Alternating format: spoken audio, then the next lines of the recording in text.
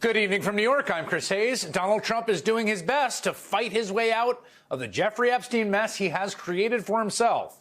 Tonight, filing a lawsuit against the Wall Street Journal and News Corp and Rupert Murdoch himself for their report of his alleged birthday letter to Epstein.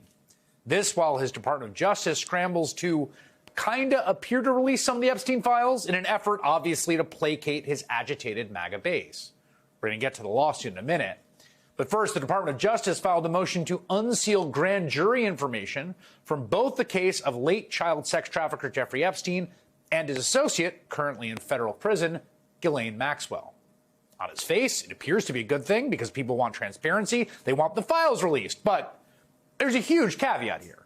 Not only is the department going to redact identifying information about the victims, which they very well should, they are also going to redact identifying information about anyone else whose name might come up in the documents in question. Quote, the department will work with the United States Attorney's Office for the Southern District of New York to make appropriate redactions of victim-related information and other personal identifying information prior to releasing the transcripts. Obviously, all victim-related information absolutely must be redacted. But also, why redact the other personal identifying information? I mean, if you are trying to look like you're transparent, avoid looking like you're covering something up, that seems like probably not the best way to go about it. But that is not the only big revelation we got today. The top Democrat on the Senate Judiciary Committee, which of course oversees the FBI and the Department of Justice, now says that the Bureau agents were instructed to flag to DOJ about any Epstein records that mentioned Donald Trump.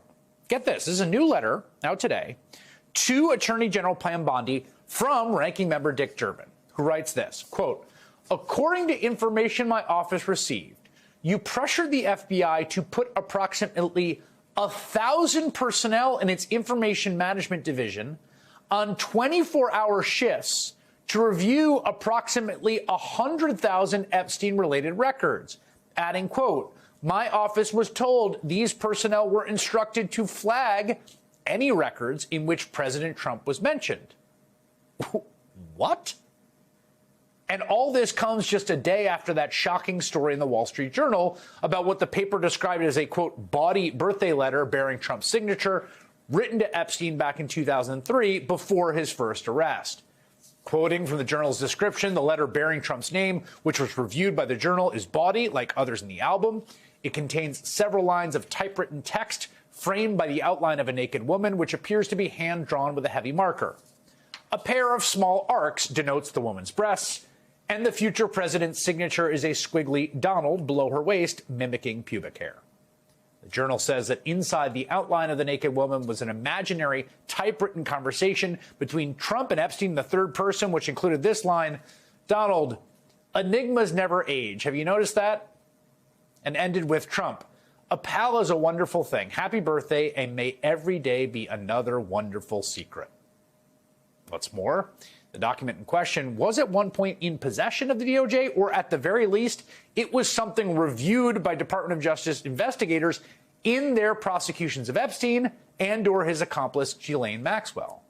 To be clear, Trump denies having anything to do with the letter. He is suing the Wall Street Journal over this reporting after having threatened to do so.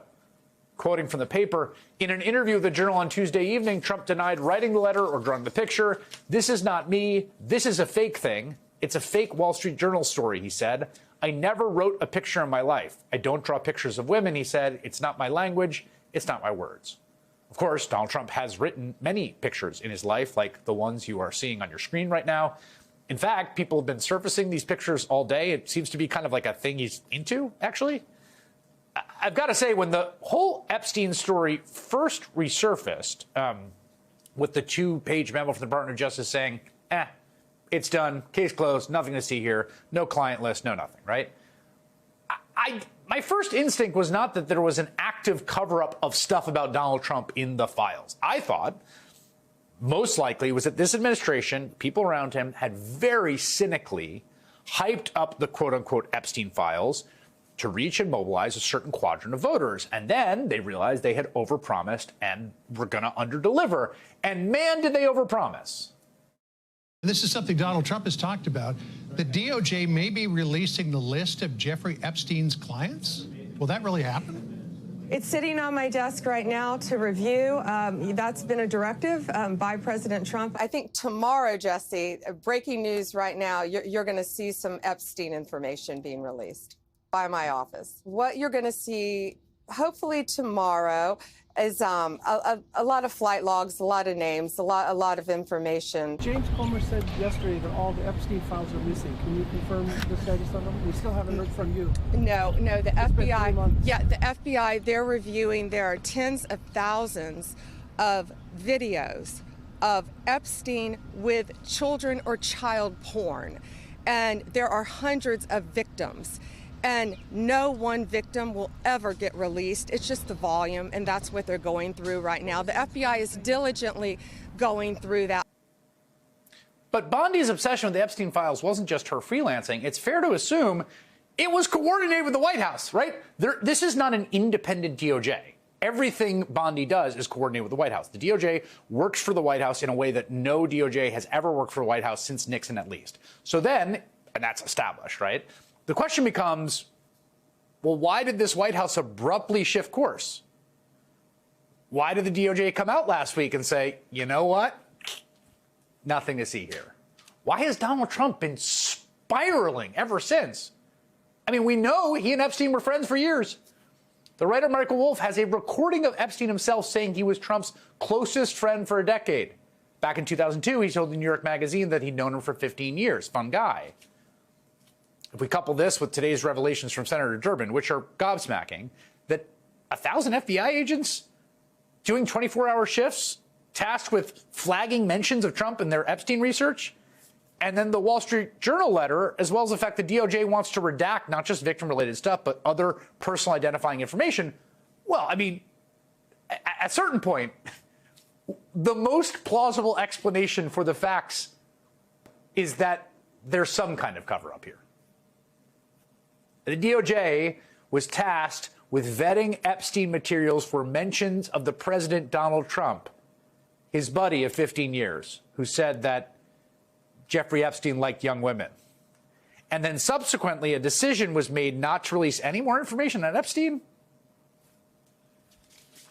Now, the Wall Street Journal makes clear that we don't know if this letter bearing Trump's signature, previously reviewed by the Department of Justice, was among the documents reviewed by this administration, right? That, like, some FBI agent was like, whoa, gosh, you got to see this, and flagged it. But if it was, and again, that seems plausible if it's in the record, it's hard not to see why they might come to the decision to just shut the whole Epstein thing down. Alex Wagner is an MSNBC senior political analyst. Lisa Rubin is an MSNBC legal correspondent, just published a new piece about Trump firing Epstein prosecutor Maureen Comey, and they join me now. Alex, let me start with you because, you know, I am so struck by this Durbin letter, partly because Dick Durbin is not a showboat. Like, this is not a guy who's, like, going to go on social media and try to get attention. Like, and is also not going to commit this to writing to the Attorney General without some real information. The idea that 1,000 agents working 24 hours and told to flag stuff, that strikes me as a pretty wild. BFD, I think, Chris, is the official term for it. 1,000 of them, and the belief somehow, I mean, this is an exercise in hubris unlike anything I've ever seen. The idea that you're going to have 1,000 agents working under the explicit order to weed out the Trump stuff, and that's not somehow going to leak, but also Trump's strategy from the beginning, right? This is a person who in 2015 at CPAC is trying to impugn the reputation of Bill Clinton by mentioning Clinton's activities on Epstein Island. Trump is obsessed with Epstein. Trump gives, curries favor with people who are also obsessed with Epstein and what he's done. Trump plays footsie in interviews during the campaign, saying he will release the Epstein files, even if he sort of dances around it. He entertains the idea. Trump allies himself with people who are obsessed with Epstein, and then, Chris, populates his administration. The top levels of his administration, his attorney general, his FBI director, and his vice president, all obsessed with Jeffrey Epstein. He does this on his own accord, knowing, presumably, we can only gather, Chris, that he himself is in the Epstein files.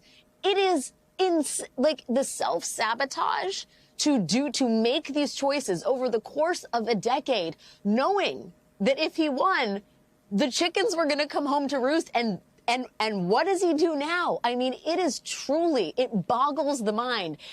The phrase own goal isn't like, it is the most hubristic thing I've seen from a man who has pushed the bounds of hubris to the outer reaches of the universe. But this is a problem completely of his own creating. He brought these people in. They are asking for results. He built a movement on it, and now he sits atop it, potentially indicted in the crime that he has made everybody obsessed with. Unbelievable.